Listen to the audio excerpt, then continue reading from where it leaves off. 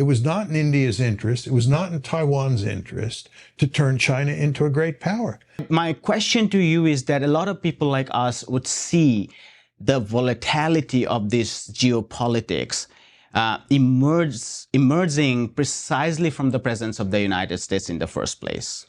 What you just heard was an exchange between John Mearsheimer, the most renowned realist in international relations today, and Jyotishman Mudiar, the founder of the Indian leftist intellectual channel, India and Global Left.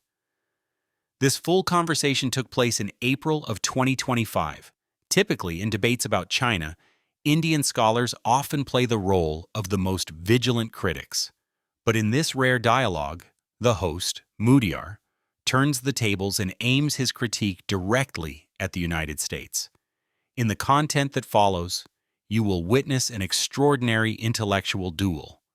With his deep historical knowledge and a leftist internationalist perspective, Mudiar will systematically deconstruct Mearsheimer's seemingly impenetrable realist theory. He will repeatedly challenge the applicability of this theory and attempt to argue that the root of tensions in Asia is not a so-called tragedy of a rising China, but rather America's own military presence. This is an exceptionally brilliant intellectual clash. An Indian scholar is challenging America's top realist master. Let's continue. Let's get started with China, because apparently what we are seeing with the tariff wars, the center of gravity of politics seems to have shifted to US-China relation. What are your thoughts about where this is heading towards? Well, in the early 1990s, when China was still a developing country and was not a great power, the United States pursued a policy of engagement. And that policy was designed to make China a wealthy country and to integrate it into the international economy, to integrate it into international institutions. And the assumption was it would become a liberal democracy and we would all live happily ever after. I argued, and this was one of the central arguments in my book, The Tragedy of Great Power Politics, which was published in 2001, that China could not rise peacefully. And that, in fact, by turning China into a wealthy country, the United States was, in effect, turning China into a great power. And the more powerful China became, the more difficult it would be for the United States to deal with China. I believe that is what has happened. I believe in roughly 2017, China became a great power. And it's no accident that in 2017, after Trump moved into the White House the first time, that he abandoned engagement and adopted a policy of containment.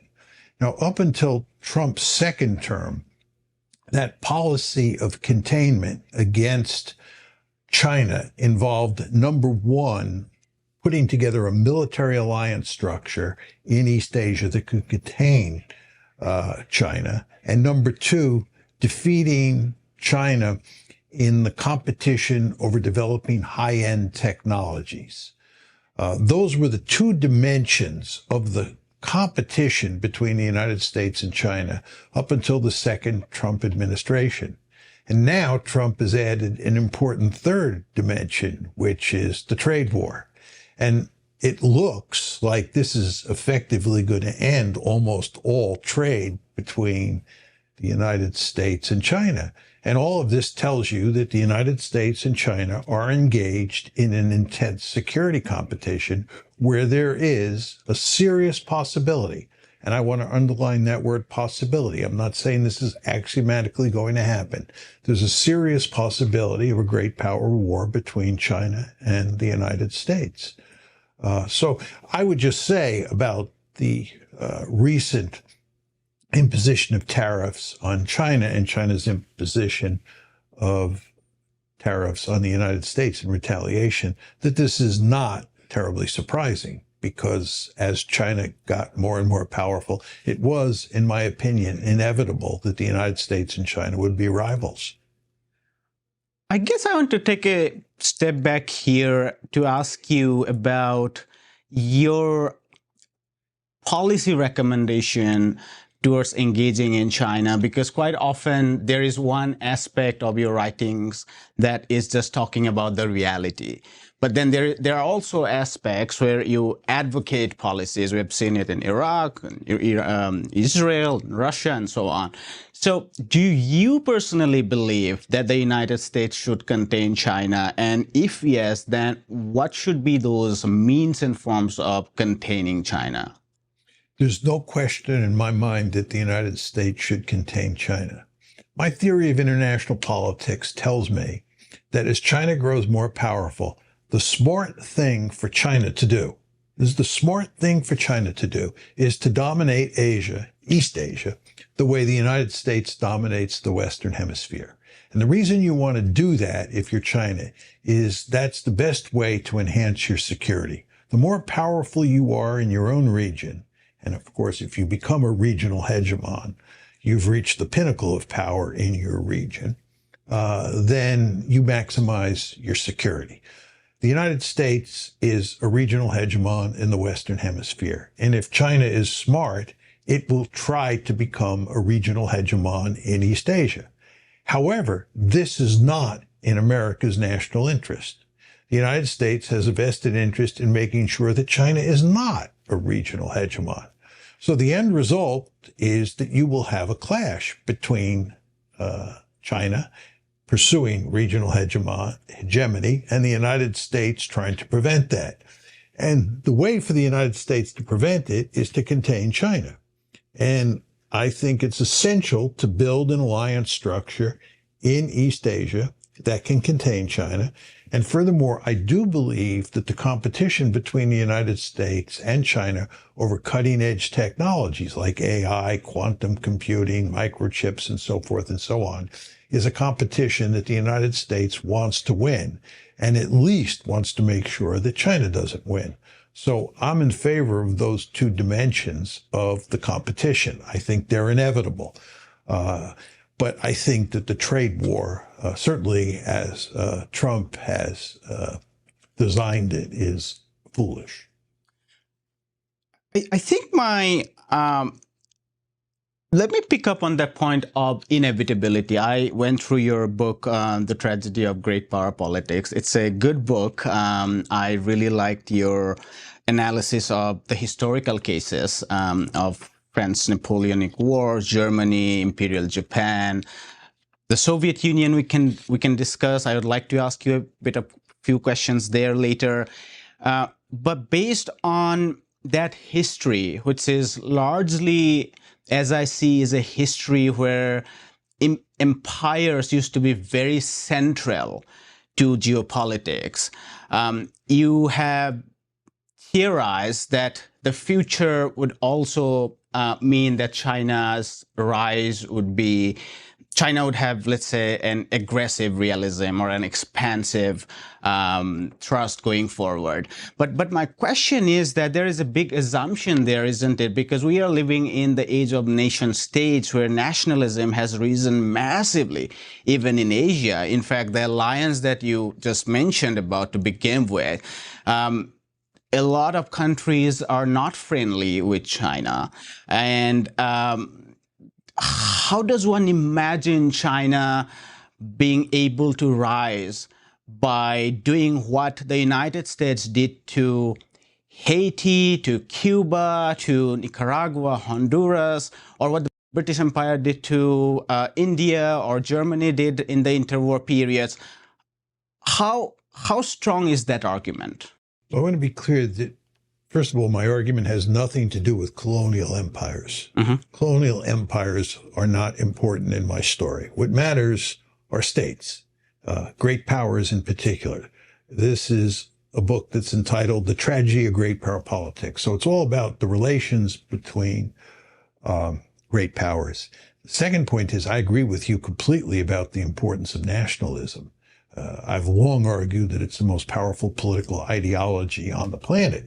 And furthermore, when we talk about states today, we're not talking simply about states, we're talking about nation states. And the concept of a nation state is basically all about nationalism, nation state, right? The national state. So these are nation states. I would also add to this, and this is one of the principal reasons I opposed the Iraq War, and that is that it is foolish in most cases to invade another country, because what will happen is you will run into a hornet's nest because of nationalism. That nation state that you invade will not want you threatening its sovereignty, and it will cause you all sorts of problems. So my view is you stay out of places like Afghanistan if you're smart. You stay out of places like Iraq. And when I was young, I learned this lesson during the Vietnam War. So I'm fully in agreement with you on the importance of nationalism. And again, it's embedded in the concept of a nation state.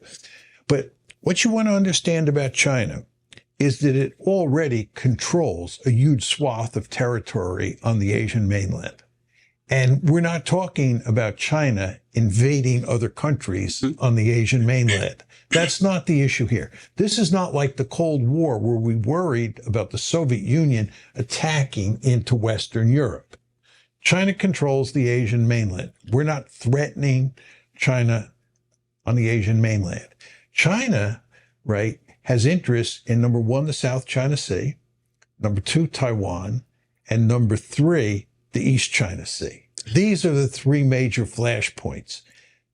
And that's where we have to concentrate on containing China. We have to make sure that the Chinese don't invade Taiwan. We have to make sure that they don't dominate the South China Sea or the East China Sea.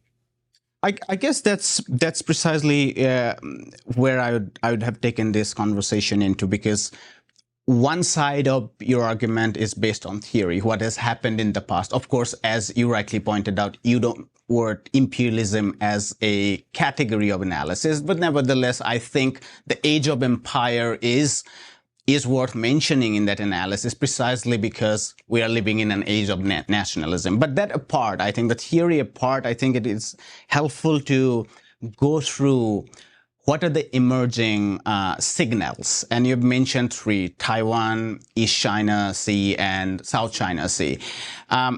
Your critique would say that Taiwan is a completely special case. I mean, you know the history of China. I am a history student. It's a special case because both China and, it's hard to say now what the section of that in Taiwan, but there's definitely a lot of people in Taiwan still believes on the both sides of the Taiwanese Strait that they are part of one China.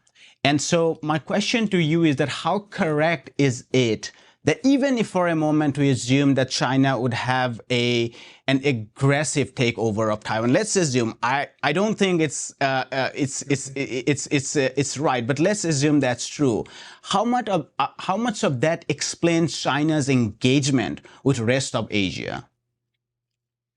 Well, the point is that China has a vested interest in taking over Taiwan because it believes it's sacred Chinese territory and it belongs to China, right? But the important point here is that if China were to take Taiwan, it has all sorts of strategic implications for the balance of power in East Asia. If China were to dominate the South China Sea and the East China Sea the way it wants to, if it were to take Taiwan, if it were to push the Americans beyond the first island chain and then the second island chain and get them out of East Asia, this would have huge consequences on the balance of power in East Asia. And this would mean it would have consequences for the local states in the region.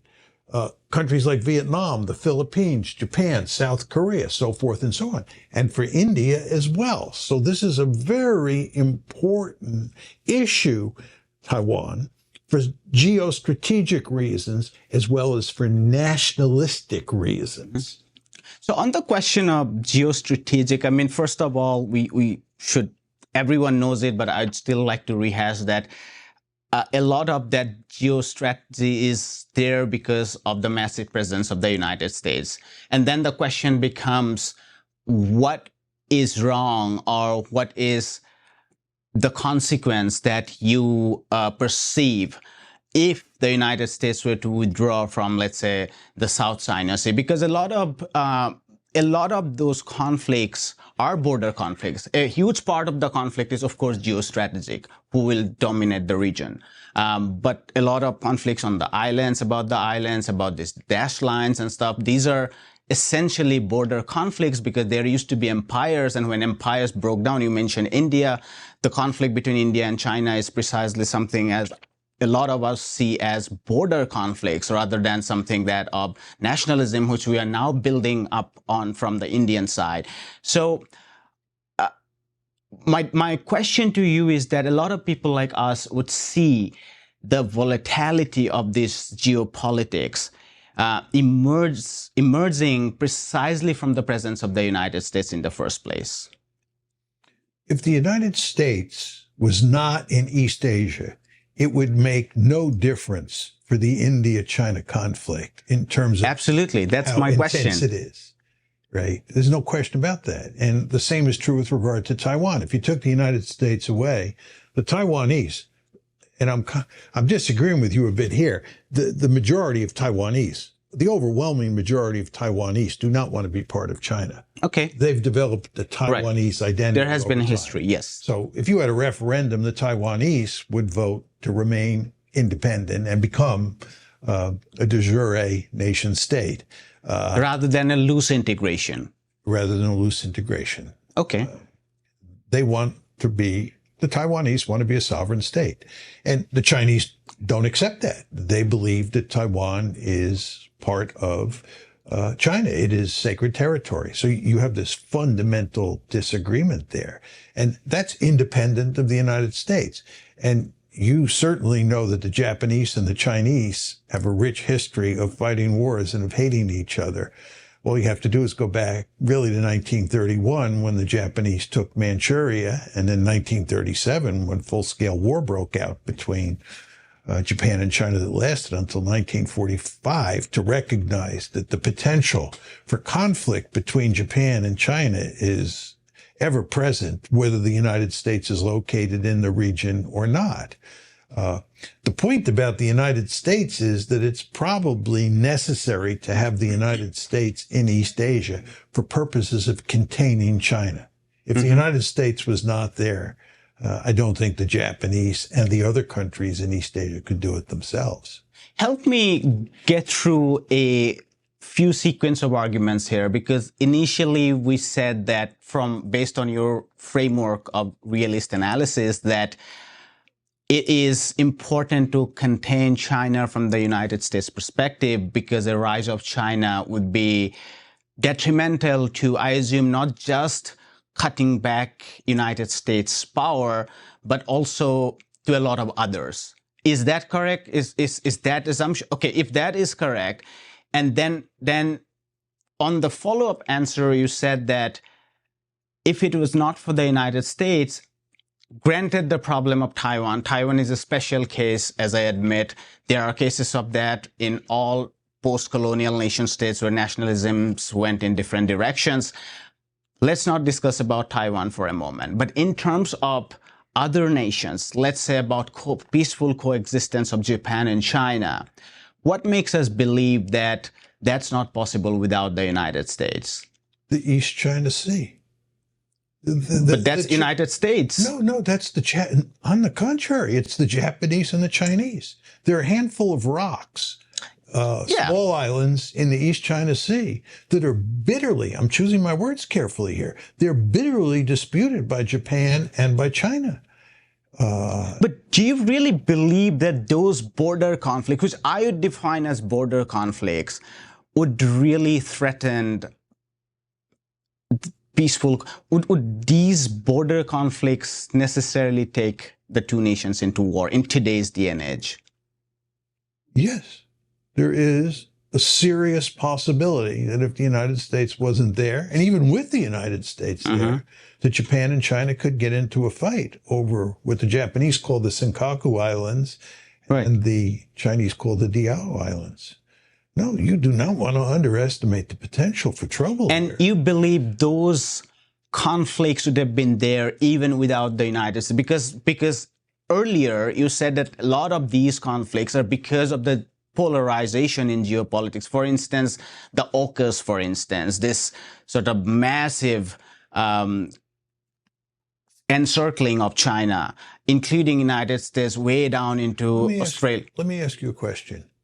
Do you think if the United States was not in Asia at all, that there would still be a conflict over the border between China and India? Nation states would have had conflicts about border states. About India and China, definitely there are 4,000. But let me qualify. No, the qualification is important, because if not for the United States, the conflicts would have been treated as border conflicts. And as you know, that China has already resolved peacefully about 10 border conflicts out of 14. It's irrelevant. There is an intense border conflict between China and India. Yeah, but wouldn't you make you that I think it has nothing to do with the United States. And you could take the United States away and you'd still have that border conflict. The border conflict has nothing to do with the United States. I agree. It was because there were two empires which broke down, and out of that nation states emerged. But it's not the United States. But the polarization. No, what I'm saying is that the larger polarization of Quad, of AUKUS, using different bases in the Indian Ocean, that is precisely because there is the presence of the United States. Indians wouldn't have dared going, even talking about encircling China without the United States. That's a different issue. The point that we were debating to begin with was whether or not the Japanese and the Chinese would be at loggerheads over the East China Sea, and in particular over those tiny islands. Okay. Right? That was the question. And you said that if the United States was taken away, right, then the conflict would basically disappear. No, I didn't say that. No, you didn't say I that. said if the United States were not there, especially in the East China Sea and South China Sea, then the conflicts would have been lower intensity and limited to border conflicts, which we have seen in the case of Central Asia, for instance. There were a lot of border conflicts, quote unquote, with China and a lot of former Soviet Union Central Asian states. A lot of them have been much more peacefully resolved because they were treated as border conflicts. You haven't been able to peacefully resolve the Indian border conflict with China. You haven't been able to peacefully resolve the conflict over those islands. This is basically a zero-sum game. Yeah, but what I'm asking, Professor, is that the polarization makes it worse. So, for example, in the precise case of India and China, if you look at the years before 2014, and it massively escalated since 2017 or 18 when Chinese and Indian soldiers, came to blows in the Himalayas, during the interim period, before that, there was a much sanguine and much, less nationalistic limping forward towards the resolution of the conflict. You know why that's the case? Because China was not a great power.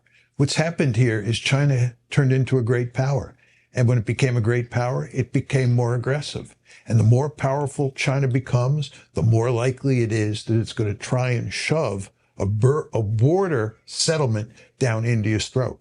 That's the way great power politics works. So then, this is why I said it was not in India's interest, it was not in Taiwan's interest to turn China into a great power. I remember when I went to Taiwan in 2014, I had a one-on-one conversation with the president of Taiwan, President Ma. And President Ma was very interested in interacting with China and helping the Chinese economy to grow. I told him this was a major mistake. You're going to turn China into a great power, and China has its gun sights on Taiwan. A lot of Taiwanese businesses were contingent on China's rise. Absolutely. That's exactly right. And he said that was a good thing. And I said, from a geopolitical point of view, that does not make sense. But this is exactly what happened with India. The problem that India faces now, and I've talked to a number of Indians who recognize this, is that China is getting more and more powerful. And in fact, one could argue the gap between India and China is widening. And this is bad news for India, because great powers tend to try to settle things with coercive threats or sometimes with military force when they get to be really powerful.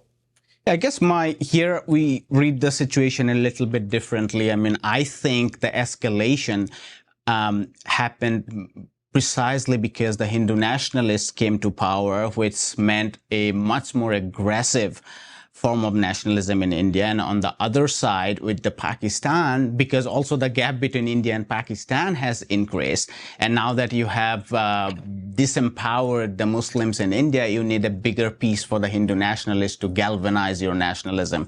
But that's an internal view of how I look at the situation. You're switching the focus to the India-Pakistan conflict. We're talking about the India. No, I'm saying that's important if you take an internal view, as I do. My internal view is that the escalation since 2017 doesn't reflect an escalation of asymmetry, as you said, but more than that, a change in internal domestic policy of India, which made nationalism the central piece. That may be true. But we weren't talking about that. Of course, no. We were talking about India and China. Yeah, no, because your explanation was that India-China conflict has escalated precisely because the gap has increased. In fact, if anything, I look at what my field is economics, I would say economically speaking, not in terms of specific technology, not in terms of military, but economically speaking, I think we have seen the peak of asymmetry between China and India. India is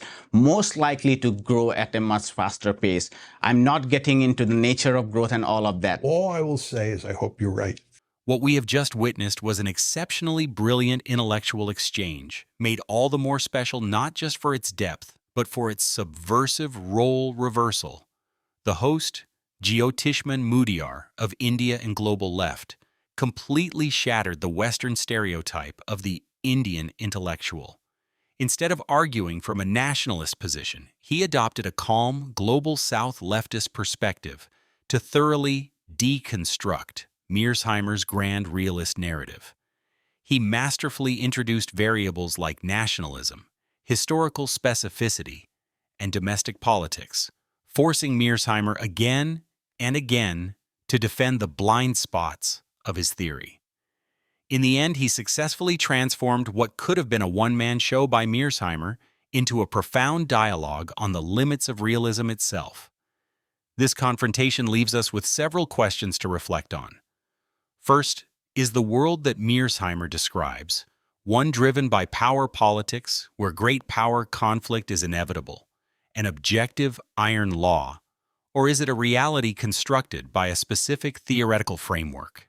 Second, does the perspective represented by Mudiar, that America's own military presence is the primary source of regional tension, offer a more critical, explanatory framework for understanding our world, one that has been overlooked by the mainstream discourse? And finally, and most critically, to make sense of our increasingly complex world, do we need the sharp scalpel of Mearsheimer, which dissects the cold skeleton of power? Or do we need the multidimensional lens of Mudiar, which sees the flesh and blood of history behind that power? We are eager to hear your thoughts in the comments below. If you believe this top-tier intellectual exchange has provided valuable insight into the central conflict of our era, please like this video and subscribe to our channel. Thank you for watching.